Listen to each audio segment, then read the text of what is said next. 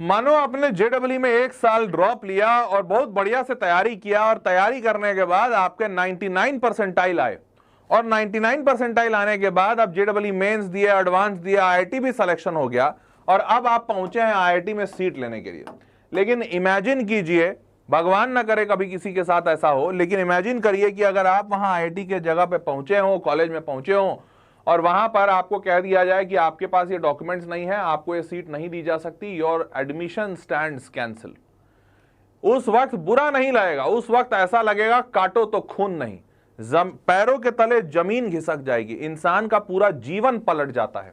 और ऐसा हाइपोथेटिकल कोई कंडीशन नहीं है, मैंने कईयों के साथ देखा है और विश्वास मानिए आपके सामने एक ऐसा इंसान खड़ा है जो इसका भुक्तभोगी रहा है। मैं मजाक बिल्कुल नहीं कर रहा हूं, ये बात मैं बता रहा हूं। जब मैंने सीडीएस का एग्जाम दिया था, कंबाइंड डिफेंस सर्विसेज, और मैं एक डॉक्यूमेंट ले जाना भूल गया, मेरे को पता ही नहीं था कि वो डॉक्यूमेंट एग्जिस्ट भी करता है। आपको अभी इस वीडियो में बताऊंगा उसके बारे में। उस डॉक्यूमेंट को मैं लेके ही नहीं गया था, मेरे को बोले कि ये डॉक्यूमेंट चाहिए, मैंने बोला ये कौन सा डॉक्यूमेंट होता है, उसने दिखाया। Combined defence services basically army navy इन सब में जाने के लिए होता है। उसने दिखाया, वहां पे जो जवान खड़ा था उसने दिखाया कि ये डॉक्यूमेंट है, आपका चाहिए, कहां है? मैंने बोला मैं लेकर नहीं आया। तो उसने बोला कि फिर आप घर जाइए। मैंने बोला भाई सर आप मेरे को मौका दो, लाने का टाइम दो, मैं ले आऊंगा। बोला कुछ नहीं, आज के डेट पे आपको लेकर आना था। उसने मेल दिखाया कि देखिए आपको मेल पे भेजा गया है, ये वाली सर्टिफिकेट चाहिए मुझे। मैंने बोला सर इस सर्टिफिकेट को मैं कुछ और समझ गया। बोला आप समझ गए, मैं क्या करूं, आज के डेट में आपके पास नहीं है। और विश्वास मानो कंबाइंड डिफेंस सर्विसेज का एग्जामिनेशन क्वालिफाई करके गया था, मैं एग्जाम क्वालिफाई किया था, इंटरव्यू में मेरे को निकाल दिया। तो ऐसा कई बार होता है, कई सारे लोगों के साथ होता है कि अगर आपने सब मेहनत सही की हो और आप एक दिन उस एक क्षण पर जिस वक्त आपको बुलाया गया है, आपको डॉक्यूमेंट के बारे में या तो पता नहीं था या तो आप भूल गए, अगर आपने डॉक्यूमेंट नहीं लेके गए हैं, पूरे 1 साल 2 साल 3 साल कितने सालों की आपने तैयारी की है, फर्क नहीं पड़ता, आपका सब बर्बाद हो सकता है। तो इसलिए बेहद जरूरी है कि जेडब्ल्यू एग्जामिनेशन में डॉक्यूमेंट लेकर जाएं। इसमें एक सबसे बड़ा इंपॉर्टेंट डॉक्यूमेंट है जिसकी बात लोग काफी करते हैं, बहुत सारे लोग भूल भी जाते हैं, ध्यान नहीं देते हैं, वो है गैप ईयर। अगर आप ड्रॉपर हैं, आप ड्रॉप ले रहे हैं, तो 1 साल आपने ड्रॉप लिया पढ़ाई के लिए, ये बात आपको पता है, आपकी तैयारी बताती है, परंतु ये बात सरकारी तौर पे प्रूफ करने के लिए उसको एक गैप ईयर का सर्टिफिकेट कहा जाता है, जिसको बेसिकली इस सर्टिफिकेट में यह कहा जाता है कि आप इस 1 साल में किसी भी असामाजिक तत्वों में या असामाजिक गतिविधियों में सम्मिलित नहीं थे और आपने अपना काम पढ़ाई लिखाई का किया है।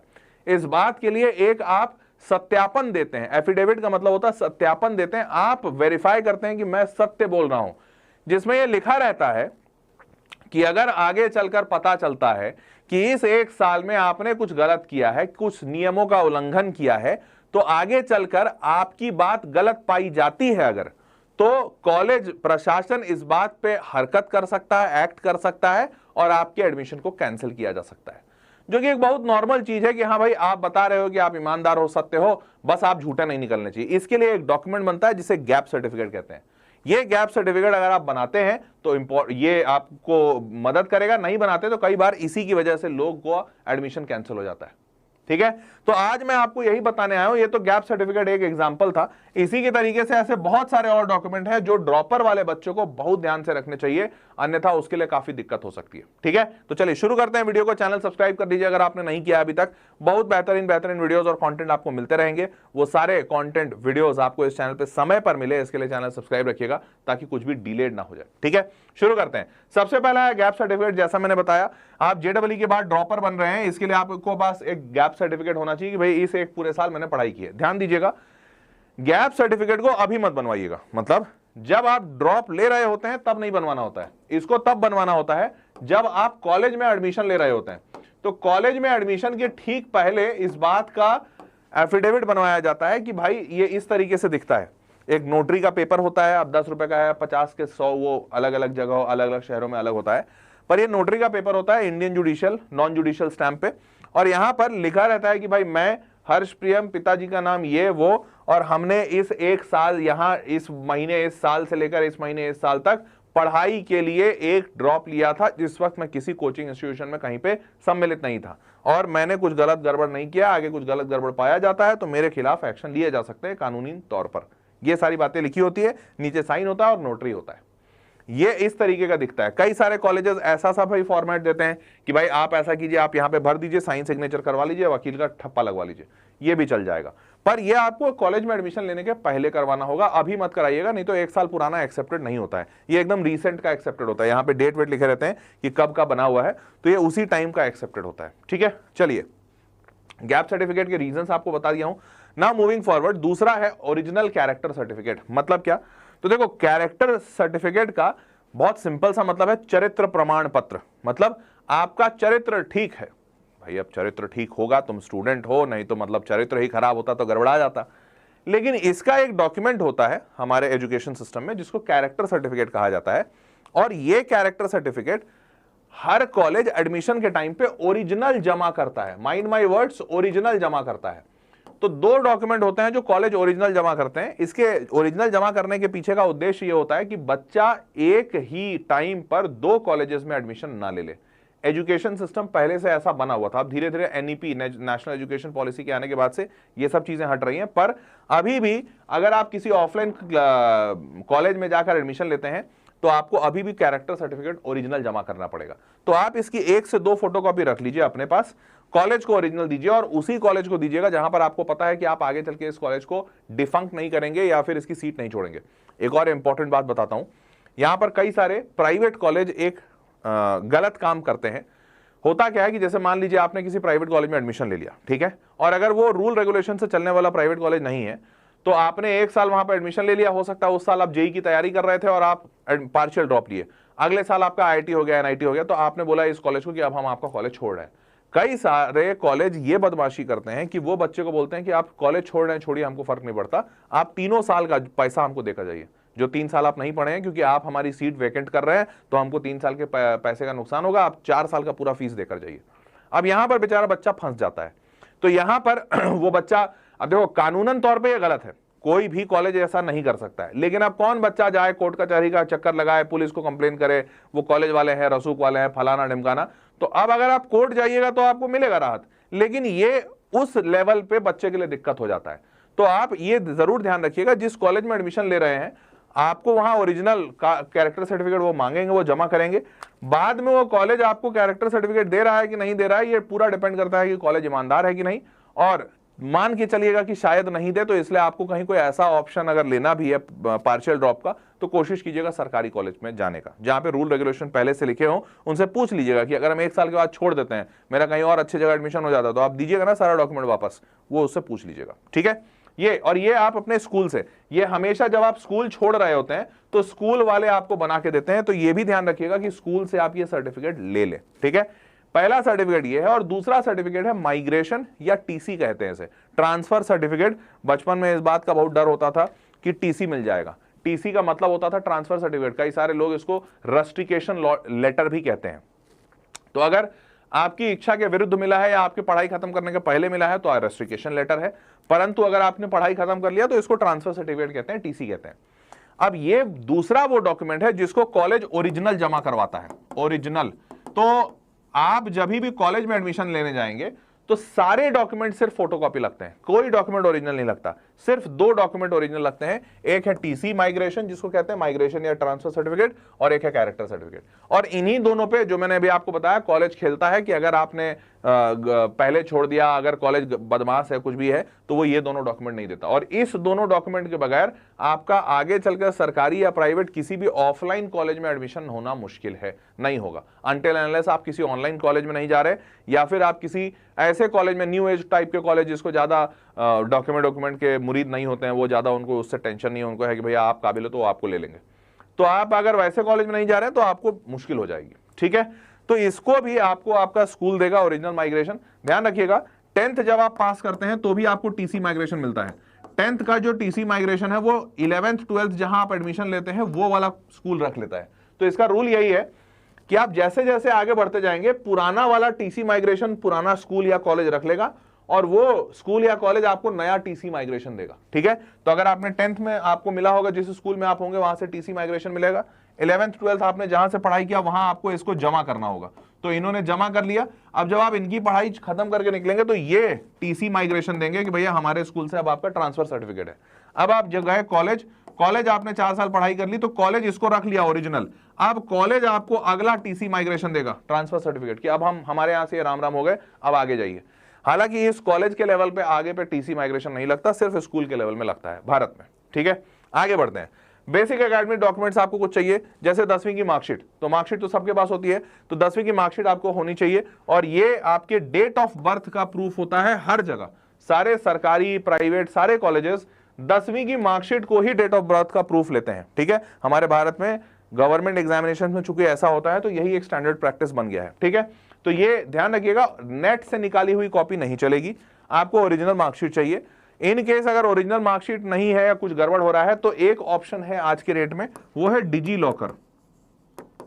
तो डिजी लॉकर में क्या होता है, आप डिजी लॉकर अगर नहीं इंस्टॉल किया तो कर लीजिए, सरकारी ऐप है भारत गवर्नमेंट ऑफ इंडिया का। डिजी लॉकर में क्या होता है, आपके जितने डॉक्यूमेंट्स हैं उसका डिजिटल लॉकर है एक तरह से। तो उसमें करना क्या होता है कि आपका जो भी रोल नंबर है वो रोल नंबर आप डालेंगे, 10th मार्कशीट लिखकर, आप जो भी स्टेट से पास किए हुए हैं 10th मार्कशीट लिखकर, तो वो उस रोल नंबर से सेंट्रल फेच कर लेगा। आपने सीबीएसई से दिया, बिहार बोर्ड से दिया, उत्तर प्रदेश, वो बोर्ड चुनिए, रोल नंबर डालिए, वो सेंट्रली फेच कर लेगा कि आपका ये मार्कशीट है और ये आपका सर्टिफिकेट है। फिर आप ये डिजी लॉकर वाला शेयर कर सकते हैं जिसको भी आप चाहें, परंतु ध्यान दीजिएगा कई सारे कॉलेज जो बहुत पुराने जमाने के हैं, जो अपने सिस्टम को नहीं बदले हैं, वो कई सारे लोग डिजी लॉकर आज भी इस्तेमाल नहीं करते हैं, तो वहां पर आपको ओरिजिनल मांगेंगे। पर कुछ लोग मान लेते हैं, तो ऐसा नहीं कि आपको मतलब डिजी लॉकर कहीं काम नहीं आएगा, बहुत जगह काम आ भी जाएगा, परंतु ओरिजिनल मार्कशीट जरूर रखिएगा। क्लियर है, जो आपके बोर्ड से आती है। और ध्यान दीजिएगा, ये ओरिजिनल जो मार्कशीट है ना, ये एग्जामिनेशन होने के तुरंत बाद नहीं आती, 2-3-4 महीने के बाद आती है। तो आपको अपने स्कूल जाना पड़ेगा और स्कूल जाकर वहां से ये मार्कशीट कलेक्ट करनी होगी 10वीं की। ठीक है, सेम कहानी है 12वीं के मार्कशीट का भी।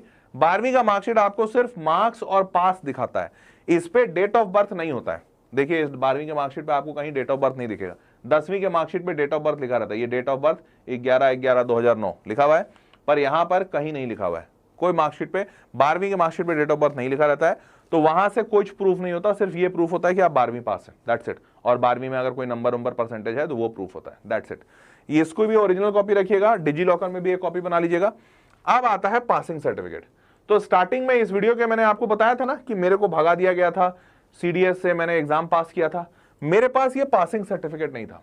अब शायद आप में से भी कई लोग नहीं जानते होंगे, मुझे यही पता था कि 10वीं अगर मैंने पास किया तो 10वीं की मार्कशीट आ गई और इसका ओरिजिनल कॉपी, ऐसा जैसा ये ओरिजिनल होता है ऐसा ही मेरे पास भी है, ऐसा ही 10वीं का भी आता है। तो मेरे पास 10वीं और 12वीं के मार्कशीट थे। मार्कशीट से तो दिख रहा है ना कि मैं पास हूं, भाई मेरे 10वीं में 93% नंबर आए थे। अब इससे ज्यादा पास क्या हो सकता है इंसान। तो मैंने बोला मैं तो पास हूं, नंबर देख लो।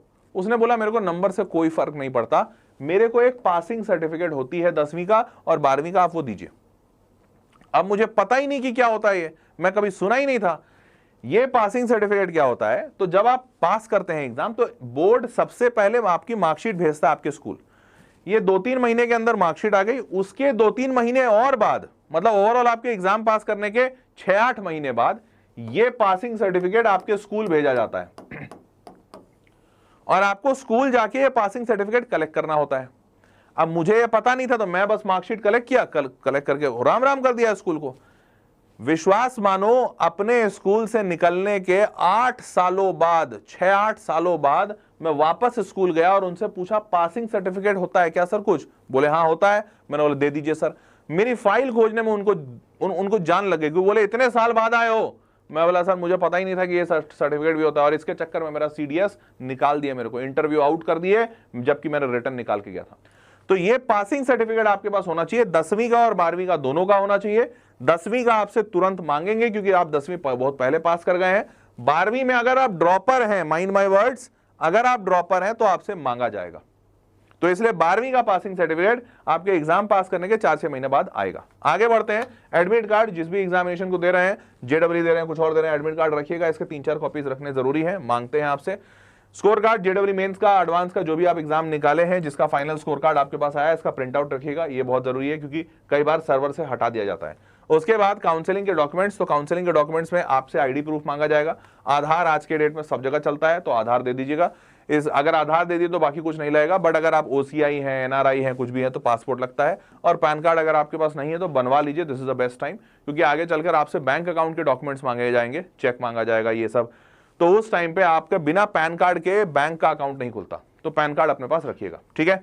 अब moving forward, passport size photograph, तो इसकी बहुत जरूरत पड़ती है। अभी भारत इतना डिजिटलाइज हुआ उसके बाद भी पासपोर्ट साइज फोटोग्राफ की जरूरत खत्म नहीं हुई है, तो ये चाहिए उनको। उसके बाद कैटेगरी बेस्ड डॉक्यूमेंट्स, अगर आप कोई भी कैटेगरी में है, OBC, SC, ST, PWD जो भी, तो उसके सेंट्रल डॉक्यूमेंट्स बनते हैं। याद रखिएगा, आप जिस साल एडमिशन ले रहे हैं, माइंड माई वर्ड्स, जिस साल आप एडमिशन ले रहे हैं उस साल 1 अप्रैल के बाद बना हुआ डॉक्यूमेंट एक्सेप्टेड होता है। मतलब अगर आपने एडमिशन 2026 में लेना है तो आपका 1 अप्रैल 2026 के बाद का डॉक्यूमेंट होना चाहिए, और अगर आपको एडमिशन 2030 में लेना है तो 1 अप्रैल 2030 के बाद, जैसा भी आपको जब भी लेना है।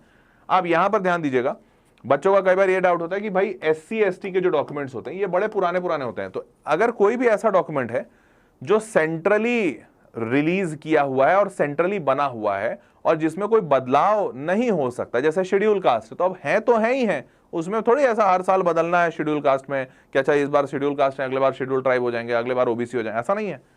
तो SC ST OBC ऐसे वाले जो डॉक्यूमेंट्स है, OBC बदलता है थोड़ा बहुत, but schedule caste, schedule tribe ये सब नहीं बदलता है। तो इनके डॉक्यूमेंट जब जो एक बार बने हुए हैं वो बने हुए हैं, उसमें कोई बदलाव नहीं है।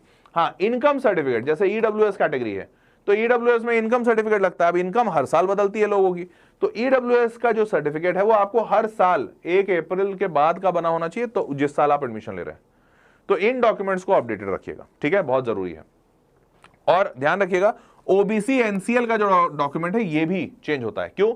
क्योंकि OBC में होता क्या है, आपका कास्ट नहीं बदलेगा, अदर बैकवर्ड कास्ट ही है, परंतु NCL का मतलब होता है नॉन क्रीमी लेयर। इसका मतलब ऐसा बैकवर्ड कास्ट जिसके परिवार की सालाना आय 8 लाख रुपए प्रति वर्ष से कम हो। तो अब आपके साल की आय हर साल बदलती है, तो हो सकता है ना आप OBC NCL से निकल के सिंपल OBC में चले जाओ, और सिंपल OBC को कोई रिजर्वेशन नहीं है, तो इसकी वजह से आपको हर साल वो डेटा अपडेट करा के देना पड़ेगा, और OBC NCL का सर्टिफिकेट बन रहा है कि नहीं वो देखना पड़ेगा, ठीक है। तो यहां तक समझ गए, आगे बढ़ते हैं। डोमिसाइल की सर्टिफिकेट ये कुछ कुछ जगहों पर मांगते हैं, खासकर स्टेट गवर्नमेंट के जो कॉलेजेस हैं और स्टेट गवर्नमेंट की जो इंजीनियरिंग एग्जाम्स हैं उसमें मांगते हैं, क्योंकि उसमें ये प्रूफ उनको चाहिए होता है कि आप उसी स्टेट के मूल निवासी हैं। हालांकि JEE एग्जामिनेशन में बिल्कुल अलग रूल चलता है, वहां पे वो सिंपल बोलते हैं भाई आप 12वीं जहां से किए हो हम आपको उसी के स्टेट का मानेंगे। पर ये लोग ऐसा नहीं कहते, ये कहते हैं कि भैया अगर आप मूल निवासी हैं, आपके दादा परदादा यहीं के रहे हुए हैं, आपके माता पिता यहीं रहते हैं, आप भी यहीं रहते हो, पर आप पढ़ाई के लिए बाहर गए थे, तो हम वो सब एक्सेप्ट करते हैं, इसके लिए आप एक हमको सर्टिफिकेट दे दो। ये सर्टिफिकेट जो डोमिसाइल का सर्टिफिकेट है ये तहसीलदार ऑफिस से बनता है। तहसीलदार हो गए, कलेक्टर हो गए, अलग अलग शहरों में, अलग अलग जिलों में अलग अलग रूल्स हैं, बट ये जनरली तहसीलदार ऑफिस से बनता है। ये आपको स्थायी प्रमाण पत्र इसको कहते हैं, डोमिसाइल सर्टिफिकेट, ये आपको बनवाना पड़ेगा, ठीक है। नेक्स्ट है मेडिकल सर्टिफिकेट। मेडिकल सर्टिफिकेट 2 कारणों से जरूरी है। अगर आपका कोई मेडिकल कंडीशन है तब तो चाहिए, क्योंकि आपको अगर मान लो स्क्राइब लगता है, कोई और हेल्प लगती है तो एग्जाम के लिए चाहिए। अगर कुछ भी नहीं है, सब बढ़िया है, तो भी आपको मेडिकल सर्टिफिकेट चाहिए, सर्टिफाइंग कि आप टोटली फिट हैं। डिफेंस के एग्जामिनेशंस में, सरकारी एग्जामिनेशंस में तो मैंडेटरी होता है, पर आज के डेट में मेजॉरिटी जो कॉलेजेस हैं वो भी ये करवाते हैं कि भाई हमको, मेरे पास बच्चा क्या, वो ये नहीं कहते कि अगर आप बीमार हो तो हम लेंगे, नहीं लेंगे, पर वो कहते हैं कि हमको पता होना चाहिए कि आपको बीमारी क्या है, आपको दिक्कत क्या है, हमको पहले पता होना चाहिए। तो आपका मेडिकल सर्टिफिकेट आज के डेट में मैंडेटरी हो गया है। हर कॉलेज, हर इंस्टीट्यूशन मांगता है कि मेडिकली फिट है, अनफिट है, कहीं कोई इशू है, कुछ दिक्कत है, वो हमको सब बताइए। और ये मेडिकल सर्टिफिकेट हमेशा एक गवर्नमेंट रजिस्टर्ड डॉक्टर ही बना सकता है। मतलब तो होता क्या है कि आपने मेडिकल चेकअप कराया, सब बढ़िया होने के बाद नीचे में एक सील और साइन लगता है, तो साइन डॉक्टर कर देंगे और उन्हीं डॉक्टर का सील लगता है, जिस सील में उस डॉक्टर का नाम और उस डॉक्टर का रजिस्ट्रेशन नंबर क्या है। तो अगर कोई गवर्नमेंट डॉक्टर होता है ना, तो हर सरकार उसको एक रजिस्ट्रेशन नंबर देती है, वो रजिस्ट्रेशन नंबर उस सील पे लिखा होता है। तो ऐसा वाला सर्टिफिकेट चाहिए होता है। तो आपको भी एग्जामिनेशन से ठीक पहले, और ध्यान रखिएगा ये भी पहले से नहीं बना सकते हैं, इसको भी आपको एडमिशन के ठीक पहले बनाना होगा, ठीक है। नेक्स्ट है बैंक डिटेल्स, जो मैंने आपको बताया था, हर काउंसलिंग में आपको मांगा जाएगा। क्यों? क्योंकि होता क्या है, काउंसलिंग में पैसा देना होता है, 5,000, 10,000, 20,000, 50,000 जो भी मांगते हैं वो। अब आप 50,000 देके, जो सरकारी वाला है, प्राइवेट में नहीं मांगते हैं, सरकारी वाले में नहीं, इनफैक्ट सॉरी प्राइवेट में भी मांगते हैं। तो होता क्या है कि आपने सरकारी या प्राइवेट जिसका भी काउंसलिंग भरा, आपने सब भर दिया, बट आपका काउंसलिंग में नहीं हुआ, सीट नहीं मिली, तो अब क्या होगा, वो काउंसलिंग का पैसा वापस आता है। तो वापस आने के लिए उन्होंने पहले से सिस्टम प्रोसेस बनाया हुआ है कि भाई बैंक अकाउंट का हमको चेक चाहिए, स्टेटमेंट दे दो, पासबुक दे दो, चेक दे दो, जो दे दो, परंतु बैंक अकाउंट आपका होना चाहिए। अब यहां पर कई सारे बच्चे अगर माइनर हैं तो वो माता पिता के साथ ज्वाइंट अकाउंट खुलवा लेते हैं, पर वैसा खुलवा लीजिए, कोई दिक्कत नहीं है। बट 90% केसेस में बच्चे का नाम, स्टूडेंट का नाम यहां पर होना चाहिए चेक पे, जिस पे भी, तो वो स्टूडेंट वाला अकाउंट होना चाहिए। ये आप बनवा लीजिए अगर नहीं बनवाए हैं तो। और इसके लिए पैन कार्ड का होना अनिवार्य है। आज के डेट में भारत में बिना पैन कार्ड के कोई भी बैंक अकाउंट नहीं खुलता है, तो आपको पास पैन कार्ड होना चाहिए। ठीक है, आगे बढ़ते हैं। Most droppers don't fail because of lack of hard work, they fail because they lack of direction. ये इंपॉर्टेंट बात है। तो पहला डायरेक्शन तो मैंने आपको दे दिया कि ये सारे डॉक्यूमेंट्स लगेंगे। ठीक है, अब दूसरा डायरेक्शन ये ध्यान रखिएगा, आप ड्रॉपर हैं, आपको दिशा सही चाहिए, तो आप पहला तो इस चैनल पे बने रहिएगा, क्योंकि इस चैनल पे मैं आपको वो दिशा दिखाता रहूंगा, जो भी इंफॉर्मेशन है वो देता रहूंगा। और इसके साथ अगर आपने ड्रॉप लेने का सोचा है और आप सही में पूरी सजगता से ड्रॉप लेना चाहते हो, अच्छे से पढ़ना चाहते हो, तो इसका एक बहुत बढ़िया ऑप्शन हो सकता है एकलव्य का ड्रॉपर बैच। एकलव्य का वो ड्रॉपर बैच जो मैंने बनाया है, क्योंकि इसमें मैं इसलिए बोल रहा हूं ये बहुत बढ़िया ऑप्शन हो सकता है यार। 10,000 सवाल बच्चों को प्रैक्टिस कराएंगे इसमें, 10,000 सवाल। बच्चा 10,000 सवाल बनाएगा अगर जेडब्ल्यू मेंस एग्जामिनेशन में जाने के पहले, सोचो उसका क्या ही तो लेवल होगा।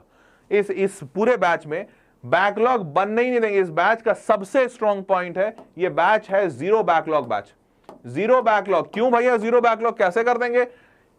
जो पूरा सिलेबस है उसको 7 बार रिवाइज कराया जा रहा है। जो सिलेबस है उसको 7 बार रिवीजन कराया जाएगा, बैकलॉग बनने ही नहीं देंगे। ऐसे लेवल का ये बैच है। आपको पूरा 11वीं 12वीं कवर करवाया जाएगा। आपको एक बहुत स्ट्रॉन्ग स्टडी प्लानर दिया जाएगा, जिसके जरिए आप अपने आप को ट्रैक कर पाओगे, पढ़ाई कर रहे हो नहीं कर रहे हो। सारे के सारे टेस्ट सीरीज होंगे, हाई वेटेज टॉपिक के Eklavya test series, live sessions होंगे, सेशन के बाद डाउट्स होंगे, सब कुछ होगा। तो एक ऐसे हाई लेवल का ये ड्रॉपर बैच है जिससे रिजल्ट गारंटी हम कर रहे हैं, जिसमें हमारा सबसे स्ट्रॉन्ग पॉइंट ही यही है कि हम रिजल्ट गारंटी करेंगे। मैंने इस बैच में 2 वेरिएंट निकाले। एक वेरिएंट है बैच ओनली। बैच ओनली का मतलब क्या है कि अब्दुल सर, शिल्पी मैम, अंकित सर तीनों आपको पढ़ाएंगे। पूरा बैच का एक्सेस होगा, लाइव क्लासेस आपको मिलेंगी, जेडब्ल्यू का कंप्लीट सिलेबस कराया जाएगा, 30 नवंबर तक बैच कंप्लीट होगा, ये बैच पढ़ाया जाएगा। और यहां पर तत्व जो किताब है उसकी डिजिटल कॉपी मिलेगी। ये दूसरा वर्जन जो है, ध्यान से सुनना, इसमें जो यहां मिल रहा है वो तो मिलेगा, परंतु इसके साथ जो बैकलॉग के क्लियरिंग सेशंस हैं, अलग से सेशंस लग रहे हैं कि भाई इन पे बैकलॉग क्लियर कराया जाएगा। वो सेशंस हाई वेटेज के एकलव्य टेस्ट सीरीज और रिवीजन सेशंस जो आखिरी में मिलते हैं, पीवाईक्यू कैसे सॉल्व करना है इसके लिए अलग से जो सेशंस होंगे, वो 10,000 सवाल सॉल्व करवाने के लिए जो भी एक्स्ट्रा सवाल मटेरियल देना होगा, वो सारी चीजें। उसके बाद तत्व की डिजिटल कॉपी तो यहां पे भी है, डाउट सपोर्ट है, लाइव जो मेंटोरशिप के सेशंस होंगे मेरे, वो ये सारी चीजें देने में मेरे को जोर लग रहा है। ये एक्चुअली में आसानी से नहीं मिलेगा। तो ये सारी चीजें मैंने इस वेरिएंट 2 में डाला है, जो कि बैच के साथ जीरो बैकलॉग सिस्टम है। एक ऐसा सिस्टम जहां पर रियलिटी में बैकलॉग आपका नहीं बनेगा। तो भैया इसका प्राइस है 8,000 रुपए, और इसका प्राइस कम करते करते भी मेरे को 15,000 रुपए रखना पड़ा, उससे कम नहीं हो पाएगा। तो मैं यहां पर इसका नॉर्मल प्राइस यही, और इसलिए सबसे पहले मैं यही प्राइस दिखा रहा हूं ताकि आपके दिमाग में बैठ जाए कि यार 8,000 का है और 15,000 का है। अब मैं ये काम जरूर कर सकता हूं कि वापस से 30 तारीख तक इनके प्राइसेस कम कर सकता हूं, 8,000 को 4,000 कर सकता हूं। तो ये 4,000 का है और ये 15,000 वाला ये 5,000। तो अगर ये बैच पहले भर गया, 28 को भर गया, 27 को भर गया, मेरे को नहीं पता कब किस दिन पूरा फुल हो जाएगा, जिस दिन भर गया ये प्राइस अपने आप इधर हो जाएगा।